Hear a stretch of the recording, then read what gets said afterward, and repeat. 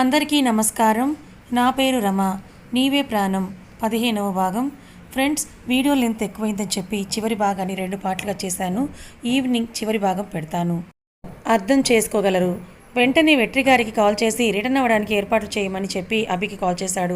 అతనితో మాట్లాడి ఇంట్లోకి అడుగుపెట్టేసరికి అందరూ రిటర్న్ అవ్వడానికి లగేజ్ ప్యాక్ చేసుకొని హాల్లో తన కోసమే వెయిట్ చేస్తూ కనిపించారు. శక్తి వెట్రి గారిని చూస్తూ స్టార్ట్ అవుదాం మావయ్య అనగానే వెట్రి గారు అక్కడ పని వాళ్ళతో అన్నీ జాగ్రత్తగా చూసుకోమని చెప్పి అతుల్యవల్లి గారిని అవంతి గారిని తీసుకొని బయటకు వచ్చారు. అందరూ దశవంతికి చెప్పి హైదరాబాద్కు స్టార్ట్ అయ్యారు.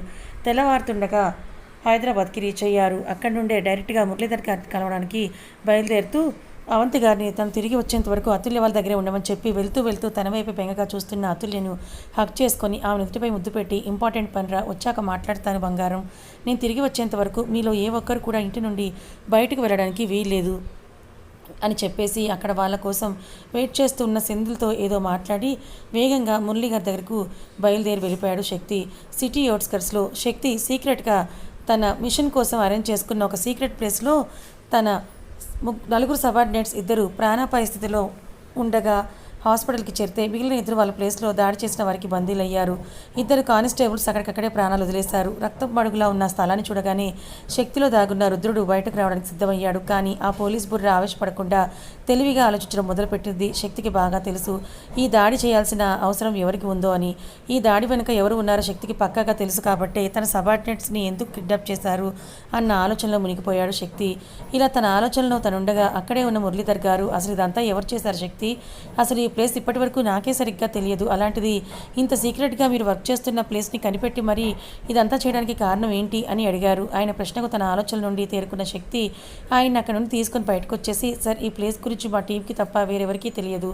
ఇక్కడ జరిగిన దానికి ప్రత్యక్షంగా బయట శత్రువు కారణమై ఉండొచ్చు, కానీ పరోక్షంగా మాత్రం మా టీంలో ఎవరో ఒకరు డబ్బుకి అమ్ముడుపోయారు అని అర్థమవుతోంది. ఇక ఎవరు చేశారు అని అంటే ఇక్కడ మేము గ్యాదర్ చేస్తున్న ఒక స్కౌండర్ నీచాలకు సంబంధించిన డీటెయిల్స్ పక్కా ఆధారాలు అన్నీ కూడా మాయం చేశారు. అంటే ఇదంతా చేసింది ఆ మారనే సార్ అని చెప్పాడు. మారన్ పేరు విన్న మురళీధర్ గారు కంగారు పడుతూ, ఏంటి శక్తి నువ్వు అనేది, మారన్కి సంబంధించిన సాక్ష్యాలని మాయమయ్యాయా అని అడిగారు. దానికి శక్తి చిన్న చిరునవ్వే సమాధానం కావడంతో తన నవ్వులోని ఆ భావం అర్థమైన మురళీధర్ గారు కాస్త రిలాక్స్గా అవుతూ, మరి మన వాళ్ళని ఎలా విడిపించాలనుకుంటున్నావు శక్తి అని అడిగాడు. ఆయన ప్రశ్నకు శక్తి ప్లెజెంట్ స్మైల్తో, మన వాళ్ళని తీసుకెళ్ళి ఆ మారన్ వాడి గొయ్యి వాడే తవ్వుకున్నాడు సార్. మన వాళ్ళు ఎన్ని రోజులు వాడి దగ్గర ఉంటే అన్ని రోజులు వాడికి చుక్కలు కనిపిస్తాయి అని వాళ్ళ పక్క నుండి చనిపోయిన కానిస్టేబుల్ శవాలను తీసుకెళ్లడం చూస్తూ, వాడు చేసిన ప్రతి దానికి ఖచ్చితంగా వాడిని శిక్షిస్తాను సార్, వాడిని ఊరికే వదిలిపెట్టాను నేను అని అన్నాడు స్థిరంగా. సిటీ అవుట్స్కర్ట్స్ ఒక పాడుబడ్డ బంగ్లా కింద సీక్రెట్గా ఉన్న అండర్ గ్రౌండ్ ఇంట్లో ఒక చీకటి గదిలో స్పృహలో లేని శక్తి సబార్డినేట్స్ ఇద్దరిని 2 కుర్చీలకు కట్టేసి కళ్ళకు గంతలు కూడా కట్టి వాళ్ళని అక్కడికి తీసుకొని వచ్చి కట్టిపడేశారు. ఇంచుమించుగా 12 గంటలు అవ్వడంతో నెమ్మదిగా అప్పుడే స్పృహలోకి వస్తూ ఉన్నారు వాళ్ళిద్దరూ కూడా. స్పృహలోకి వచ్చిన ఇద్దరికి తను బంధింపబడ్డాము అని తెలిసేసరికి కళ్ళకు గంతలు కూడా కట్టడం వల్ల అసలు వాళ్ళు ఎక్కడున్నారో కూడా అర్థం కాకపోవడంతో ఇద్దరు ముందు కాస్త భయపడ్డారు. కానీ మరుక్షణమే ఎందుకో రిలాక్స్గా ఊపిరి పీల్చుకుంటూ ఉండగా ఏవో అడుగుల శబ్దం ధీటుగా వినిపించేసరికి ఆ శబ్దాన్ని వింటూ ఉన్నారు ఇద్దరు. కాసేపటికి అడుగుల శబ్దం వాళ్ళకి బాగా దగ్గరగా వచ్చాక ఆగడంతో ఇద్దరు గట్టిగా ఊపిరి పీల్చుకొని వదిలి ఏం జరగబోతుందో అని ఉత్కంఠగా వెయిట్ చేస్తూ ఉండగా, బాస్ వీళ్ళకి స్పృహ వచ్చింది అని చెప్పాడు ఎదురుగా ఉన్న రౌడీలలో ఒకడు. ఆ మాటకు వాళ్ళందరి మధ్యలో కాస్త ముందున్న వ్యక్తి చూడడానికి క్లాస్గా ఉన్న అతని చూపులు మాత్రం రాక్షసంగానే ఉన్నాయి. అతనే మారన్. చైర్స్లో కట్టి వడేసి ఉన్న ఆ ఇద్దరిని కసిగా చూస్తూ కాస్త కటువుగా, నా సామ్రాజ్యాన్ని కెలికి బ్రతకగలం అనుకున్న వీళ్ళెవరిని ఊరికి వదిలిపెట్టను, కానీ ఇప్పుడు కాదు, దానికి ఇంకా టైం ఉంది, వీళ్ళతో జాగ్రత్తగా ఉండండి అనేసి అక్కడి నుండి బయటకు హాల్లోకి వచ్చి తన వెంటే వచ్చిన తన అసిస్టెంట్లతో వాళ్ళ దగ్గర పెట్టిన ట్రాకర్స్ దొరికాయా అని అడిగాడు మారన్. అతను అసిస్టెంట్, లేదు సార్ అన్న ఎంత వెతికినా వాళ్ళ దగ్గర ట్రాకర్స్ ఎక్కడున్నాయో మాత్రం తెలియలేదు అనగానే మారన్ ఆలోచిస్తూ, ముందు ఆ పని చూడండి, వాళ్ళ దగ్గర ఆ ట్రాకర్స్ ఉండడం వల్లే మనకు వచ్చిన ఇబ్బంది ఏమీ లేదు, అలాగని అలాంటి విషయాలలో ఛాన్స్ తీసుకోకూడదు అని చెప్పి అతను అక్కడ నుండి తన రూమ్లోకి వెళ్ళిపోయాడు మారన్లా వెళ్ళగానే అతను చెప్పినట్టుగానే అతని అసిస్టెంట్ తన మనుషులతో శక్తి సబార్డినేట్స్ ఇద్దరిని మళ్ళీ పూర్తిగా చెక్ చేయించాడు. ఎంత చెక్ చేసినా వాళ్ళ దగ్గర ట్రాకర్స్ ఎక్కడున్నాయో దొరకపోవడంతో ఫ్రస్ట్రేషన్ ఆపుకోలేక ఇద్దరిని కొట్టబోయాడు. కానీ మారన్ వాళ్ళని జాగ్రత్తగా చూసుకోమనడం గుర్తొచ్చి కోపంగా అక్కడ నుండి బయటకు వెళ్ళిపోయాడు. కళ్ళకు గంతలు కట్టి ఉన్న వాళ్ళ దగ్గర రౌడీలు ఏం తిప్పలు పడుతున్నారో అర్థం చేసుకున్న సబార్డినేట్స్ ఇద్దరు మాత్రం చాలా కష్టంగా తన నవ్వుని కంట్రోల్ చేసుకున్నారు. కాసేపటికి శక్తి అక్కడ నుండి వెళ్ళి అభిని కలిశాడు. ఇద్దరు కొద్దిసేపు మాట్లాడుకొని మరో సీక్రెట్ ప్లేస్కి చేరుకున్నారు.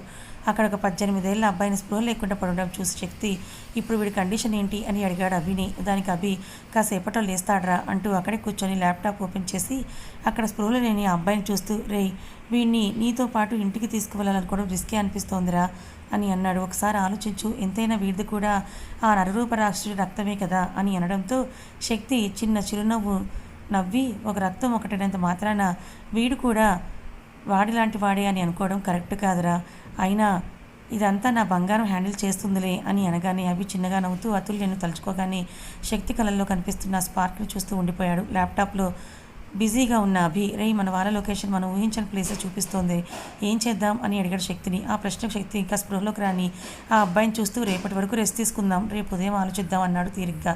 శక్తి మాటలకు అభి నవ్వుతూ నువ్వు మారవురా ఈడియట్ అంటూ తన పనిలో పడిపోయాడు. కాసేపటికి అక్కడ స్పృహ లేకుండా పడున్న అబ్బాయి నెమ్మదిగా కళ్ళు తెరవడం గమనించిన అభి శక్తులు ఆ అబ్బాయిని చూస్తూ ఉండగా ఆ అబ్బాయి నెమ్మదిగా కళ్ళు తెరిచి భయంగా చుట్టూ చూస్తూ తన వైపే చూస్తున్న అభిశక్తులను చూసి సార్ ఎవరు మీరు, నన్ను ఎందుకు కిడ్నాప్ చేశారు, నాతో మీకేంటి పని అని భయంగా అడిగేసరికి ఆ అబ్బాయి భయపడతాడు లేకపోతే రెచ్చిపోతాడు అని అనుకున్న అభి ఆశ్చర్యపోతూ రే నేను మిమ్మల్ని కిడ్నాప్ చేశానురా, మమ్మల్ని సార్ అని అంటూ గౌరవంగా పిలవడం ఏంట్రా నువ్వు అని అంటూ అడిగాడు ఆశ్చర్యంగా. అప్పటికే శక్తి ఆ అబ్బాయిని చూసి చిన్నగా చిరునవ్వు నవ్వడంతో ఆ అబ్బాయి మీరు నన్ను ఎందుకు కిడ్నాప్ చేశారో తెలియదు కానీ నేనెవరో తెలుసుకునే కిడ్నాప్ చేశారని మాత్రం నాకు అర్థమవుతుంది, నన్ను కిడ్నాప్ చేసినప్పుడే అర్థమైంది కానీ అలాగే మీరు అని శక్తిని చూస్తూ పోలీస్ ఆఫీసర్ నాకు తెలుసు సార్ అన్నాడు తలదించుకొని. ఆ మాటలకు అభి ఆశ్చర్యపోతూ శక్తితో రేవి నిజంగా మారన్ కొడుకేనా అని అడిగాడు ఆ అబ్బాయిని చూసి డౌట్ పడుతూ.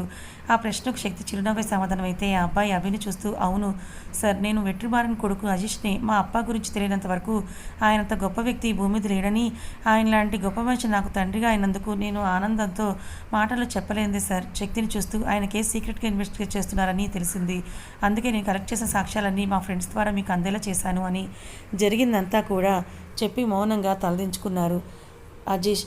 అతను చెప్పింది కాస్తో కూస్తో తెలిసిన అతని నోటి నుండి నిజం అంతా వినేసరికి అభి పెద్ద షాక్కే గురయ్యాడు.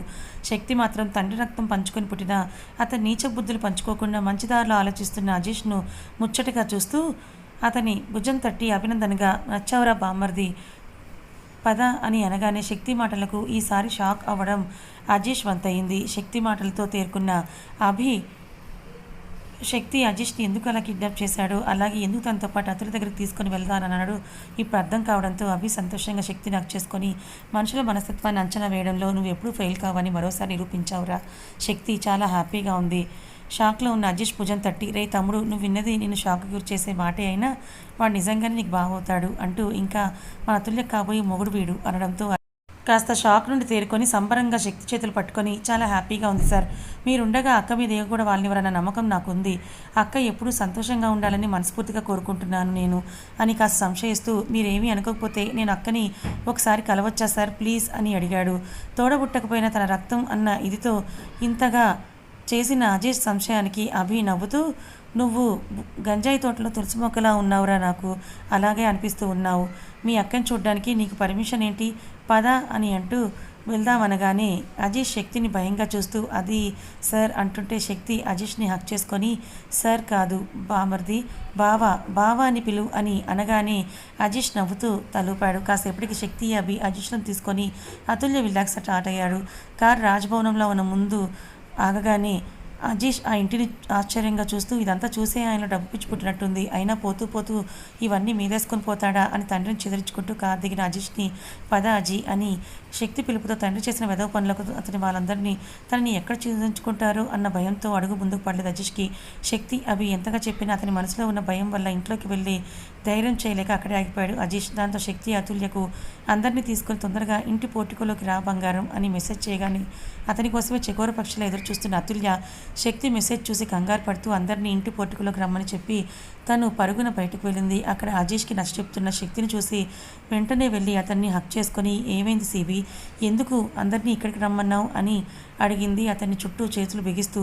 ఒకప్పుడు తను ముట్టుకుంటేనే ముడుచుకుపోయే అతుల్య ఇప్పుడు శక్తిని తనంతట తనే వచ్చి అది అక్కడున్న అజీష్ అభిలను ముందే పట్టించుకోకుండా అలా హక్ చేసుకునేసరికి శక్తి నవ్వుతూ అతుల్యను దగ్గరకు తీసుకొని చిన్నగా ఆమె చెవిలో, బంగారం, మనం నీ బెడ్రూమ్లోనో లేక నా బెడ్రూమ్లోనో లేమే, మనం ఎక్కడున్నామో తెలుసా అనగానే అతుల్య కంగారుగా శక్తికి దూరం జరిగి అక్కడున్న అభి అజీష్లను చూసి కాస్త ఇబ్బందిగా నవ్వి చిన్నగా సారీ అనేసరికి అభి నవ్వుతూ ముందుకొచ్చి తనను తను పరిచయం చేసుకున్నాడు. దాంతో అతుల్య నవ్వుతూ అభిని అన్నయ్య అని పిలిచేసరికి అభి మాత్రమే కాదు, శక్తి కూడా చాలా హ్యాపీగా ఫీల్ అయ్యాడు. అజీష్ మాత్రం తామిద్దరికీ మధ్య ఉన్న పోలికలను పోల్చుకుంటూ మౌనంగా అతుల్యను చూస్తూ ఉండిపోయాడు. అజీష్ని గమనిస్తున్న శక్తి అతన్ని చూపిస్తూ, బంగారం, వీడు నీ తమ్ముడు అజీష్, నీ వెట్రిమారం చిత్తప్ప కొడుకు అని పరిచయం చేశాడు.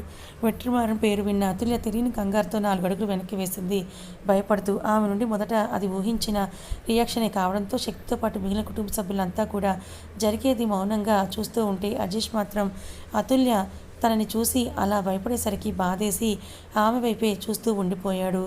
అతని కళ్ళల్లో తిరిగిన నీళ్లు అతుల్య మనసుని కలిచివేస్తూ ఉంటే అతన్ని పూర్తిగా గమనించిన అతుల్య ఆమెకు తమ్ముడిలో తన తండ్రి పోలికలు కనిపిస్తూ ఉంటే సమస్తం మరిచి తమ్ముడిని గట్టిగా హత్తుకొని మౌనంగా ఉండిపోయింది అతుల్య. శక్తి చెప్పినట్టుగా అతుల్య క్షణాల్లో తనని యాక్సెప్ట్ చేసేసరికి ఆనందంగా తన అక్క చుట్టూ చేతులు చేర్చి మౌనంగా ఫీల్ ఆస్వాదిస్తూ ఉండిపోయాడు. ఊహ తెలిసే టైంకి తల్లి దూరం కావడంతో అప్పటి నుండి వెట్రిమారన్ గారు ప్రేమగానే పెంచినా తల్లి ప్రేమనైతే ఇవ్వలేకపోయారు. ఎప్పటికప్పుడు అజీష్ తన తల్లిని ఆమె పంచే తల్లి ప్రేమను మిస్ అవుతూనే ఉండేవాడు. ఇక తనకి కనీసం తోడబుట్టిన వాళ్ళు కూడా ఎవరూ లేరు అన్న బాధ అజీష్ని మామూలుగా కుదిసేది కాదు. కానీ ఇప్పుడు అతుల్య స్పర్శలో చిన్నప్పుడు మిస్ అయిన తల్లి స్పర్శ తెలుస్తుండేసరికి చాలా సంతోషంగా ఫీల్ అవుతూ ఉన్నాడు. ఆ అక్క తమ్ముళ్లను అలా చూసిన వల్లిగారు, వెట్రిపల్లి గారు కూడా సంతోషంగా ఆ ఇద్దరిని చెరోవైపు నుండి కలిపి హక్ చేసుకొని ఇద్దరికి తల్లిదండ్రుల ప్రేమను, భరోసాను ఏకకాలంలో పంచారు. వాళ్ళ భరోసాకు అజీష్ కృతజ్ఞతగా శక్తిని చూశాడు. కాసేపటికి వల్లిగారు అతుల్య అజీష్లను దగ్గరకు తీసుకొని ప్రేమగా ఇద్దరు నుదుటిపై ముద్దు పెట్టి, ఇక నుండి మేమే మీ ఇద్దరికి అమ్మ అప్ప అని అనడంతో ఆ ఇద్దరూ కూడా సంతోషంగా ఆవిడ గుండెల్లో ఒదిగిపోయారు. అసలు తను ఎవరో తెలిసి కూడా వీళ్ళు అందరూ తనని ఇంతగా ఇలా అభిమానిస్తూ ఉంటే ఎలాంటి అనుమానం కూడా లేకుండా యాక్సెప్ట్ చేసేసరికి అజీష్ ఆ సంతోషం మాటల్లో వర్ణించలేనిది. చాలాసేపటి తర్వాత, ఏంటి బంగారం, తమ్ముడు వచ్చాక కాబోయే భర్తను మర్చిపోయావు నువ్వు అని అడిగాడు అలిగినట్టుగా మొహం పెట్టుకుని శక్తిలో ఆ కొత్త కోణాన్ని చూసిన అభి నవ్వుకుంటూ ఉంటే పెద్దవాళ్ళు మాత్రం ముసిముసిగా నవ్వుకుంటూ అజీష్ అభిలను తీసుకుని లోపలికి వెళ్ళిపోయారు. వాళ్ళు అలా వెళ్ళగానే శక్తి అలకను చూసి అతుల్య నవ్వుకుంటూ అతన్ని గట్టిగా చుట్టేసి ప్రేమగా అతని గుండెలపై చిరుముద్దుని అద్ది, ఇది నువ్విచ్చిన ఆనందమే సివి, అయినా నా లైఫ్లోకి ఎవరొచ్చినా ఎంతమంది వచ్చినా నీ తర్వాత ఎవరైనా కూడా నా సర్వం నువ్వే అని తెలిసి కూడా ఆడపిల్లల ఈ అలక ఎంట్రా మగడా, పద బాగా ఆకలిస్తోంది అంటూ అతని ఇంట్లోకి తీసుకెళ్ళింది అతుల్య. అందరూ కలిసి కబుర్లు చెప్పుకుంటూ డిన్నర్ పూర్తి చేసి హాల్లో కూర్చొని కబుర్లు చెప్పుకుంటూ ఉంటే శక్తి ఫ్రెష్ అవడానికి పైకి వెళ్ళిపోయాడు తనకి ఇచ్చిన రూమ్లోకి. కాసేపటికి శక్తి తిరిగి కిందకి హాల్లోకి వచ్చేసరికి అప్పటికే బాగా చీకటి పడడంతో అభి తిరిగి ఇంటికి స్టార్ట్ అవ్వాలనుకున్నాడు. కానీ అతుల్య పట్టుపడడంతో ఆ నైట్కి అక్కడే ఉండిపోయాడు. వల్లిగారు అభికి రూమ్ చూపించి అజీష్ని మరో రూమ్లోకి తీసుకెళ్ళి, ఇదే నీ రూమ్ కన్నా, నీకేమైనా చేంజెస్ కావాలంటే చెప్పు, అప్ప చేయిస్తారు అనగానే ఆ రూమ్ని పరికించి చూస్తూ ఆవిడ మాటలు విన్న అజీష్ లైట్ స్మైల్తో వల్లిగారిని హక్ చేసుకొని, నోమా, నాకు ఈ రూమ్ చాలా బాగా నచ్చింది అని చెప్పగానే, సరే కన్నా వెళ్ళి ఫ్రెష్ ఎయిర్ తీసుకో, చాలా అలసటగా కనిపిస్తున్నావు నువ్వు అని చెప్పి ఆమె ప్రేమగా అజీష్ చెప్ప నిమిరి వెళ్ళగానే అతను ఫ్రెష్ అయి వచ్చి అతుల్య శక్తుల వల్ల మారిన తన జీవితాన్ని తలుచుకొని సంతోషపడుతూ చాలా రోజుల తర్వాత ప్రశాంతవంతమైన నిద్రలోకి జారుకున్నాడు అజీష్. ఫ్రెష్ అయి వచ్చిన అతుల్యకు నిద్ర పట్టక నెమ్మదిగా పక్కనే ఉన్న శక్తి రూమ్లోకి వెళ్ళేసరికి ఎవరితోనో సీరియస్గా ఫోన్ కాల్ మాట్లాడుతూ కనిపించాడు శక్తి. అతనిలో కోపంతో ఇప్పటికీ రుచి చూడకపోయినా శక్తి ప్రతిదానికి కోపం తెచ్చుకోడు అని తనకి బాగా తెలుసు. కాబట్టి ఆ ఫోన్ కాల్ సీరియస్ అని అర్థం చేసుకున్న అతుల్య శక్తిని డిస్టర్బ్ చేయకుండా అతని గురించే వెయిట్ చేస్తూ విండో దగ్గర చైర్లో కూర్చొని తన మేనిని తాకుతున్న చాలగాలికి నెమ్మదిగా కళ్ళు మూసుకుంది. సడన్గా తను గాల్లో తేలుతున్న ఫీలింగ్, వెంటనే తను కౌగిల్లో బందీ అవడం తెలిసేసరికి కళ్ళు తెరవకుండానే తనని ఒడిలో కూర్చోపెట్టుకున్న శక్తి మెడవంపులో తలదాల్చుకొని ముద్దుగా, మనం ఎప్పుడు పెళ్లి చేసుకుందాం సిబి అని అడిగింది అతని కంఠాన్ని ముద్దాడుతూ. ఆమె పెడుతున్న వెచ్చటి ముద్దును తనని అదుపు తప్పేలా చేస్తూ ఉంటే శక్తి కష్టంగా కంట్రోల్ చేసుకుంటూ ఆమె నడుము చుట్టూ ఉన్న చేతుల్ని బిగించి నువ్వు ఇలానే చేస్తే పెళ్లి కంటే ముందు ఫస్ట్ నైట్ అయ్యేలా ఉందే బంగారం, ప్లీజే, చట్టంత మగా నలుపు తప్పేలా చేయకే ప్లీజ్ అంటూ క్యూట్గా బతిమాలాడు శక్తి. శక్తి మాటలకు అతుల్య నవ్వుతూ అతని కళ్ళలోకి చూస్తూ, ఈ మాత్రం దానికి నా సీబీ ఏం కంట్రోల్ మిస్ కాడలే అంటూ ఆఖరిగా ఒక ముద్దు అతని మెడవంపులో గట్టిగా అద్ది అక్కడ చిన్నగా బయట చేసింది అతుల్య. ఆమె చేసిన పనికి శరీరంలో నరాలు అన్నిటికీ ఒక్కసారిగా జలకిచ్చినట్టుగా అవ్వడంతో శక్తి ఇక తనని తాను కంట్రోల్ చేసుకోలేక వెంటనే అతుల్య పెదాలను అందుకొని ఆమెకు తగ్గ అల్లరి చేస్తూ తన ప్రేమను పంచుతూ ఆమె పెదవుల్లోని అమృత రుచి చూస్తూ ఉన్నాడు శక్తి. శక్తి చేసిన పనికి అతుల్య మొదట షాక్ అయిన తర్వాత అతను చూపిస్తున్న ప్రేమకు సరెండర్ అయిపోయి తను కూడా అతనికి అనువుగా మారి ఇష్టంగా అతను పంచుతున్న ప్రేమను ఆస్వాదిస్తూ తను కూడా తన ప్రేమను చూపించడం మొదలుపెట్టింది. సాఫ్ట్గా మొదలైన ఆ ముద్దును ఉండే కొద్ది గాఢంగా మార్చి సమయాన్ని కరిగించే పనిలో పడ్డారు ఇద్దరు.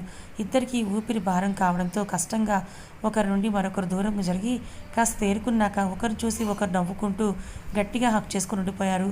కాసేపు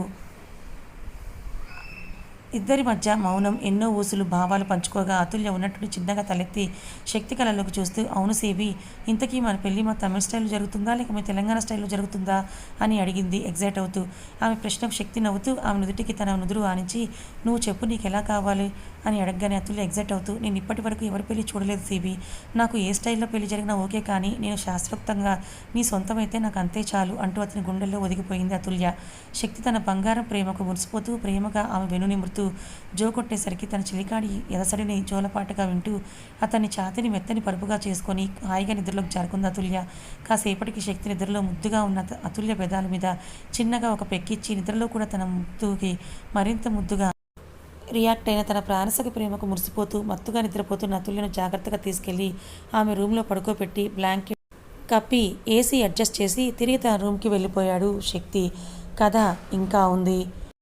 శక్తి అనుకుంటున్నట్టుగానే మారన్ కొడుకు అజీష్ నిజంగా మంచివాడేనా లేకపోతే అతను నాటకం ఆడుతున్నాడా? మారన్ కథని ఎలా తుదముట్టించబోతున్నాడు శక్తి? మరి శక్తి అతుల్యల జీవితాల్లో మంచి రోజులు రాబోతున్నాయా? తెలుసుకోవాలనుకుంటే రాబోయే చివరి భాగంలో చూడండి. కథ నచ్చితే లైక్ చేయండి, మరికొంతమందికి షేర్ చేయండి. ఇలాంటి మరిన్ని మంచి కథల కోసం మన ఛానల్ సబ్స్క్రైబ్ చేసుకోండి. Thank you so much for watching.